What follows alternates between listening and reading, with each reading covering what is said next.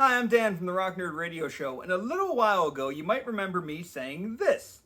I'm looking more forward to the Gambit Banshee Psylocke set, and I'll review that one when it arrives as well. Well, the good news is that I now have that new X-Men Legends 3-pack in my possession. It has Gambit, it has Banshee, it has Psylocke, and we're going to take a look at it. We're going to try to do it in 5 minutes or less. Let's get into it. Come geek out with us on the Rock Nerd Radio Show.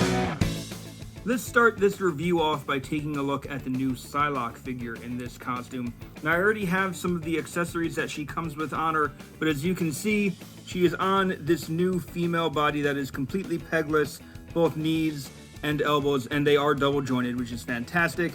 Very similar to that Storm figure that was in the first 3-pack, but Psylocke does come with some nice accessories. The first being this pink psychic sword, which the flame effect does come off of, so you can easily just slide that back on. You just have to make sure you're aiming in the right spaces, or like I'm doing, it will not come out quite right. I think my only complaint is that this hand is on a swivel that goes left and right instead of up and down, so it's not as easy to point the sword with her wrist if you wanted to. The other hand that she has on right now is a fist that is wielding her psychic knife, so that does look pretty cool, and of course you can pose that up to look as menacing as you may like. Psylocke does have two other hands, one being a kind of karate chop hand that goes on her right arm, and the other being a hand that can hold the sword that can go on her left arm. Now, if I had to guess, this hand probably is supposed to hold the sword, while this one's probably meant for the psychic knife. I just feel like that looks really good, and I'm okay with that. The next figure from the box set is Gambit, one that I was very excited for. I like Gambit as he appears in this costume. Now, just like all the other male ones in this box set, double jointed pinless joints, looks very good. He comes with this satchel, which looks pretty good. I'm pretty sure this is the Vulcan body, so if you've played around with Vulcan, you know all about his articulation.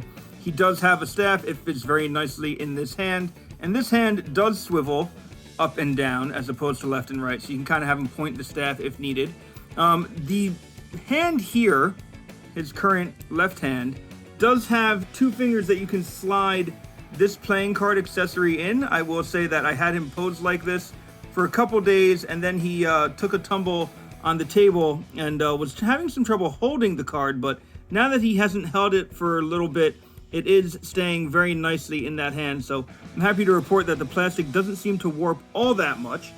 Gambit also has a secondary left hand that can be used to hold his staff if you want. Swivels once again up and down, just like the other one. You can see the joint there.